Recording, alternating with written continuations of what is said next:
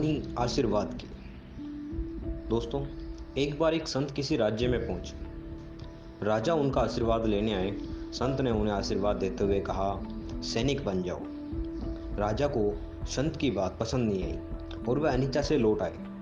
अगले दिन राज्य के पंडित संत के पास पहुंचे तो संत ने उन्हें आशीर्वाद देते हुए कहा, अज्ञानी बन जाओ। पंडित भी क्रोधित होकर वापस चले आए। नगर सेठ के पास आशीर्वाद लेने आए तो संत ने कहा, सेवक बन जाओ।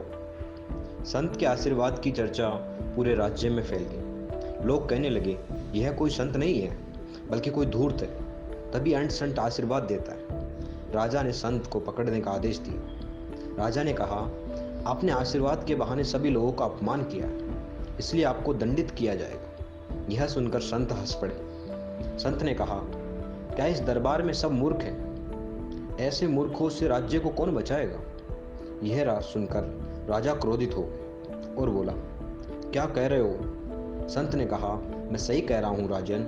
राजा का कर्तव्य राज्य की रक्षा करना है, सैनिक का काम भी रक्षा करना है। इसलिए मैंने आपको सैनिक बनने को कहा था। पंडित ज्ञानी और धनी होता है। जिसके पास ज्ञान और धन दोनों हो वह अभिमानी हो जाता है। अगर वह ज्ञानी होने की भावना से बचा रहे तो अभिमान से भी बचा रह सकता है। इसलिए मैंने पंडित को अज्ञानी होने के लिए कहा। नगर सेठ का कर्म है दरिद्रों की सेवा करना, इसलिए मैंने उन्हें सेवक बनने का आशीर्वाद दिया। अब आप ही बताइए, मैं हंसूं या रो? यह सुन राजा ने शर्म से सर झुका लिया। थैंक यू दोस्तों। कैसी लगी आपको ये कहानी आशीर्वाद की? कमेंट में ज़रूर बताएं।